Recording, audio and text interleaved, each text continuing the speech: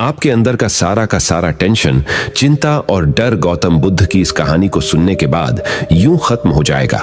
इस कहानी में सबसे आसान तरीका और ऐसे 8 तरीके अलग अलग तरीके से बताए गए हैं, जिसे अगर आप ध्यान से सुने तो आपके अंदर की सारी चिंता और डर पूरी तरह से समाप्त हो जाएगा। तो चलिए आज की कहानी की शुरुआत करते हैं। लेकिन कहानी की शुरुआत करने से पहले आप हमारे चैनल को सब्सक्राइब कीजिए और इस वीडियो को एक लाइक कीजिए। तो चलिए जानते हैं गौतम बुद्ध से कि हमारे अंदर का सारा टेंशन कैसे आसानी से खत्म हो सकता है। ये बात उन दिनों की है जब बुद्धा मरवन शहर में अपना समय व्यतीत कर रहे थे। इस समय तक बुद्ध की प्रसिद्धि दूर दूर तक फैल चुकी थी। बहुत दूर दूर से लोग अपनी चिंताओं और परेशानियों का समाधान खोजने के लिए गौतम बुद्ध के पास आते थे। ऐसे ही one दिन जब बुद्ध मरवन में अपने शिष्यों को प्रवचन दे रहे थे, तो एक अधेड़ उम्र का व्यक्ति अपने 21 वर्ष के पुत्र को अपने साथ लिए बुद्ध की तरफ चला आ रहा था। जब यह प्रवचन स्थल के पास पहुंच गया तो गौतम बुद्ध ने एक नजर उन पर डाली और इशारे से बैठने के लिए कहा। जब प्रवचन समाप्त हो गया और सभी लोग वहां से चले गए तो बुद्ध ने उस व्यक्ति को अपने पास बुलाया और बैठने के लिए कहा। वहां चारों तरफ हरियाली छाई हुई थी। मौसम बहुत सुहाना था और तरह तरह के पक्षियों की आवाजें गूंज रही थीं। ऐसा नजारा देखकर उस व्यक्ति को अंदर से असीम शांति महसूस हो रही थी। इसके बाद बुद्ध ने उस व्यक्ति से आने का कारण पूछा तो इस पर व्यक्ति ने कहा, यह तथागत, मैं 2 दिन की लंबी यात्रा करके अपने पुत्र को आपसे मिलवाने लाया हूं। ये मेरा इकलौता पुत्र है और ये हर समय थका थका रहता है। ऐसा लगता है जैसे इसके अंदर कोई जान ही नहीं है, कोई प्राण ही नहीं है। इसका स्वभाव भी काफी चिड़चिड़ा हो गया है। अगर हम इससे कुछ भी कहते हैं तो यह हमारी छोटी छोटी बातों पर गुस्सा हो जाता है।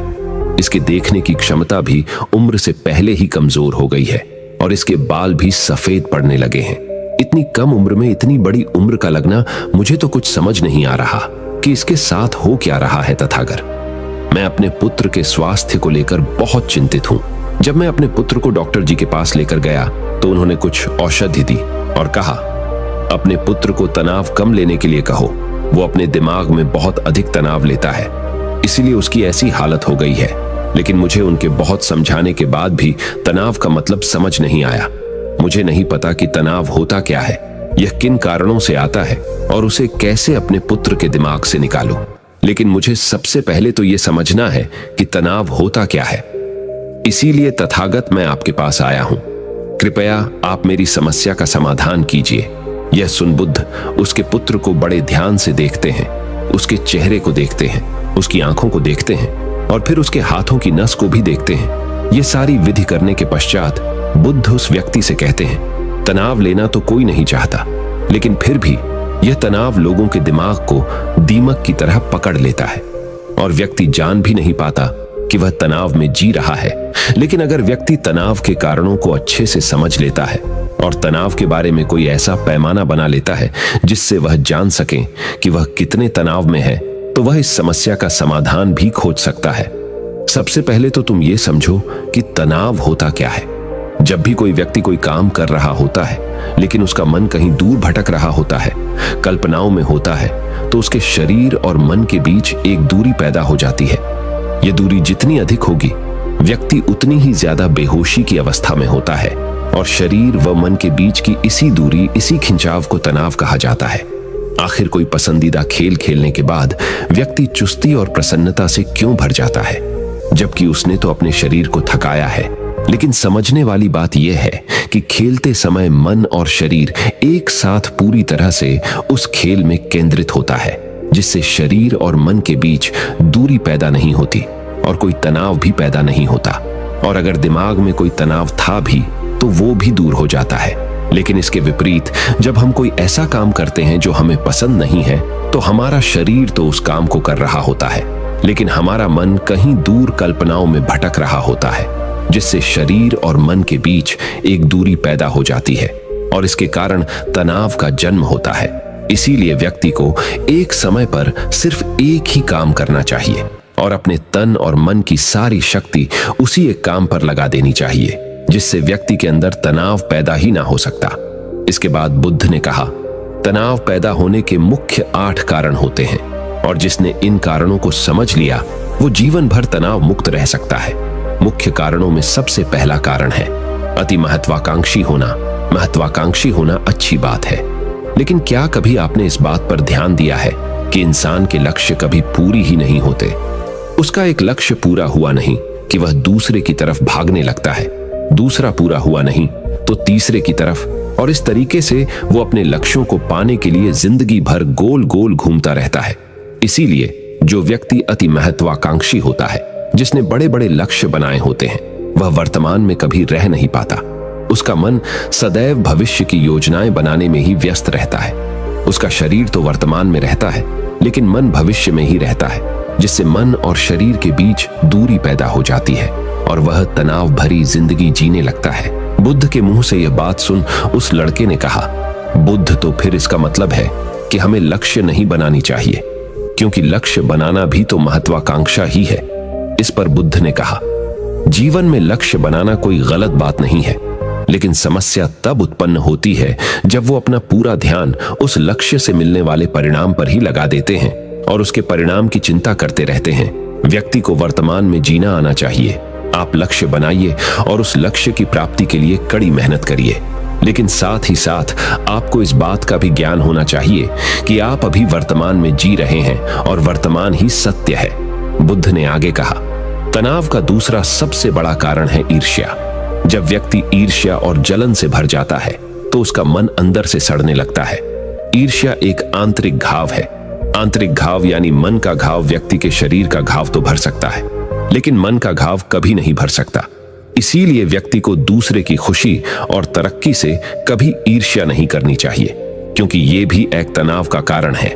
इसके बाद बुद्ध ने तनाव का अगला कारण बताते हुए कहा कि आरुष्यपूर्ण काम करने से भी मन में तनाव पैदा होता है। जो काम करना हमें पसंद ही नहीं है, जिस काम में हमारी रुचि ही नहीं है, उस काम में हमारा मन लग ही नहीं पाएगा। हमारा शरीर तो वही बैठा रहेगा, लेकिन हमारा मन कल्पनाओं की उड़ान भरेगा, जिससे शरीर और मन के बीच दूरी पैदा हो जाती है और व्यक्ति तनावग्रस्त हो जाता है।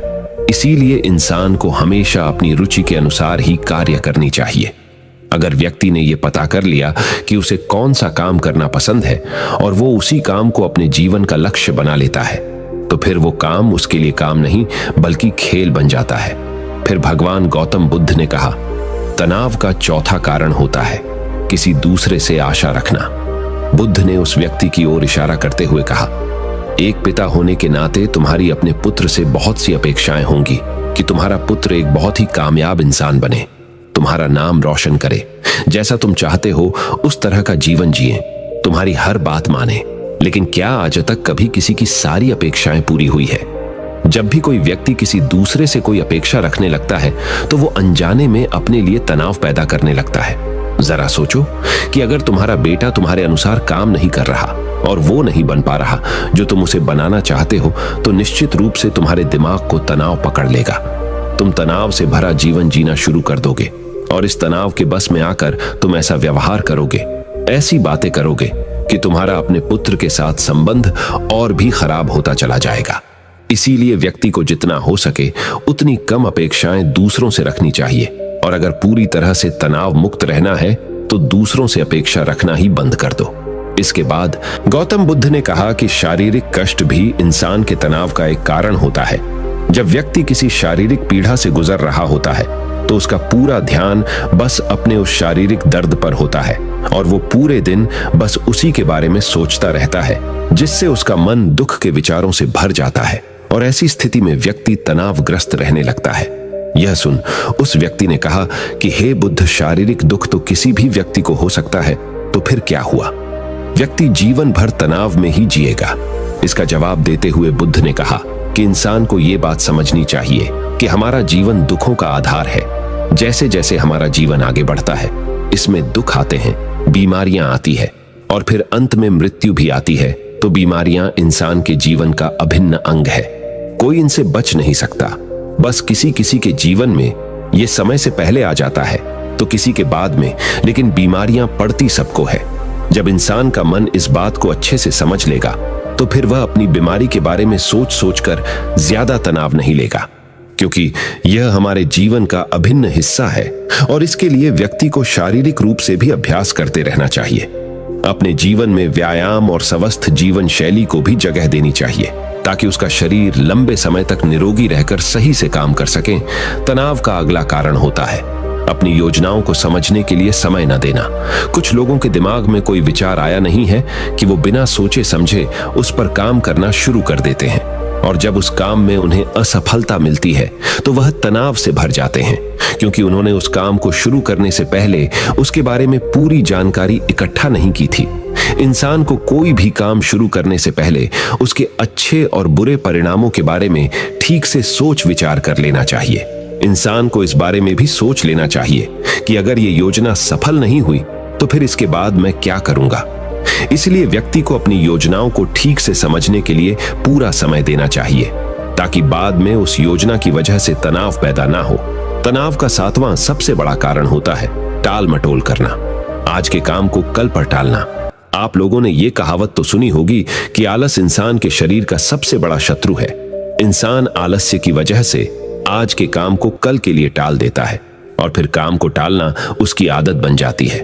काम को कल पर टालने वाले व्यक्ति का काम कभी भी समय पर पूरा नहीं हो पाता और अगर किसी तरह से पूरा हो भी जाता है तो वह उतना अच्छा नहीं हो पाता जितना अच्छा उसे किया जा सकता था और फिर यह बात व्यक्ति के अंदर तनाव पैदा करती है। लेकिन काम को टालना या काम को एकदम अंत समय पर करना एक आदत है, इसीलिए व्यक्ति ना चाहते हुए भी बार बार अपनी इस आदत का शिकार बन जाता है और काम को टालता रहता है और फिर जब काम की समय सीमा पास आ जाती है तो वह तनाव से भरकर काम को पूरा करने का प्रयास करता है। इसीलिए तनाव मुक्त रहने के लिए व्यक्ति को काम को टालने की आदत छोड़नी पड़ेगी और यह तभी संभव है जब व्यक्ति काम को समय से पहले खत्म करने का निश्चय करे। सबसे आखिरी और सबसे प्रमुख कारण जो तनाव का होता है वो है ज्यादा सोचना। लगातार सोचते रहना भी एक बीमारी है और ये उस व्यक्ति में सबसे ज्यादा पाई जाती है जो बहुत कल्पनाएं करता है, जो अतीत की घटनाओं और भविष्य की बातों के बारे में सोचता रहता है, जो बेवजह के अनुमान लगाता रहता है। इसीलिए व्यक्ति को ज्यादा सोचने की आदत पर लगाम लगाना चाहिए। इसके लिए जितना हो सके खुद को काम में व्यस्त रखना चाहिए और हर दिन ध्यान का अभ्यास करने को अपने जीवन का हिस्सा बना लेना चाहिए। बुद्ध के मुंह से यह सारी बातें सुनकर उस व्यक्ति ने हाथ जोड़कर कहा, बुद्ध मेरा पुत्र तो अभी मात्र 20 वर्ष का ही है और इसमें अभी इतनी समझ भी नहीं है कि यह आपकी बताई सारी बातों का एक साथ पालन कर सके। आप कृपया करके तनाव मुक्त रहने का कोई आसान सा तरीका बता दें जिससे मेरा बेटा उसका अनुसरण भी कर सके और तनाव मुक्त भी रह सके। उस व्यक्ति की यह प्रार्थना सुन बुद्ध ने कुछ सोचते हुए जवाब दिया, अगर तुम इतनी सारी बातों का पालन नहीं कर सकते तो इसके लिए एक बहुत ही आसान विधि है। तुम एक बार में एक काम को करने पर ध्यान लगाओ और वो काम करते रहो।